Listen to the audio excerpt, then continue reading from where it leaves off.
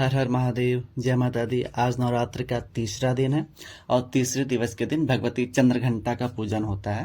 तो नवरात्रि के पूजन के साथ साथ दैनिक पूजन की भी तैयारी हो गई है। दैनिक पूजन मतलब डेली ही जो पूजा की रूटीन है वो करना होता है।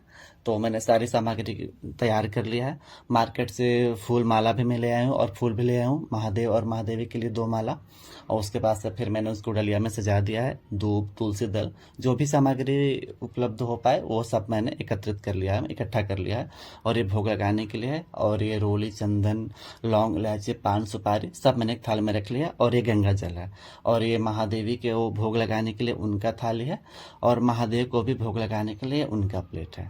और इसके साथ फिर हम दैनिक पूजन को स्टार्ट करते हैं। महादेव का भी अभिषेक करने के लिए, उनको अर्घ्य समर्पित करने के लिए एक थाल में मैंने उनको रख दिया है। और ये दुर्गा सप्तशती हैं, क्योंकि 9 दिन पाठ करना होता है। दुर्गा सप्तशती का पाठ करना चाहिए। भगवती के जितने भी अध्याय हैं तो उनका पाठ करना चाहिए। और ये मेरी प्यारी सी मेरी महारानी है, मेरी जगदम्बा है, मेरी भगवती हैं, भुवनेश्वरी हैं, भगवती दुर्गा हैं। देख सकते हैं इनकी मुस्कुराहट कितनी प्यारी है, मतलब मन को मुग्ध करने वाला इनका मुस्कुराहट होती है, आप देख सकते हैं। और पीछे मेरे महादेव हैं, महादेव जी का भी आप लोग दर्शन कीजिए। महादेव की भी मुस्कुराहट बहुत ही मतलब मन को मोहने वाला होता है। और एक गणेश अंबिका, मतलब गणेश गौरी जिसको बोलते हैं, तो माँ के बगल में मैंने गणेश अंबिका को भी रखा हुआ है।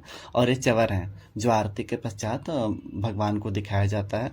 और ये मोर के पंख के द्वारा बना हुआ च्यवर है जो आरती के बाद हम भगवान को दिखाते हैं। और ये मेरी महाकाली हैं, दक्षिणेश्वरी कालिका। तो इनका भी मैंने चुनरी वगैरह, माला वगैरह इस बार मतलब हर नवरात्रि में नया लाना होता है।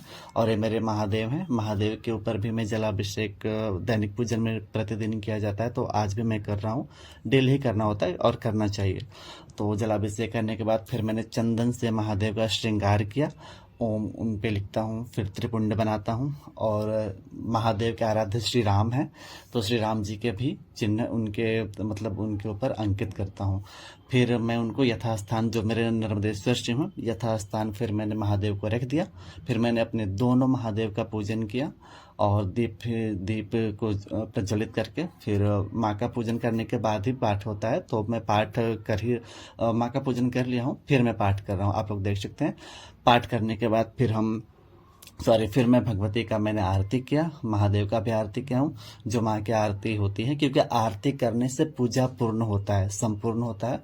और पूजा का जो भी फल होता है, संपूर्ण फल की प्राप्ति होती है। और आरती से ही पूजा संपूर्ण माना जाता है। उसके बाद फिर मैंने महादेव और महादेवी को च्यवर दिखाया, जो दोनों च्यवर थे, मोर पंख वाला और ये जो हमेशा से जो प्रचलन में ये च्यवर ही चलता है। तो दोनों च्यवर से मैंने महादेव और महादेवी का आराधना किया, उनको दिखाया। उसके पश्चात फिर मैंने महादेव से और महादेवी से क्षमा याचना किया। जो भी अपराध हो जाता है तो उनके लिए हमें क्षमा मांगना चाहिए। जो भी स्तुति, क्षमा, प्रार्थना अगर आपको याद है तो अच्छा है, नहीं तो आप अपने लैंग्वेज में जैसे भी आप चाहें आप उनसे क्षमा मांग सकते हैं। क्योंकि भगवान को, ईश्वर को जितने भी लैंग्वेज है, जितने भी भाषा है, संपूर्ण भाषा भगवान को समझ में आता है। क्योंकि उन्हें ईश्वर से ही सबकी उत्पत्ति हुई है। क्षमा मांगने के बाद फिर मैंने अपनी पूजा को संपूर्ण किया और यही कामना किया माता से, और हमेशा से ही कामना रहती है कि माँ महादेव सबका कल्याण करना। जय माँ।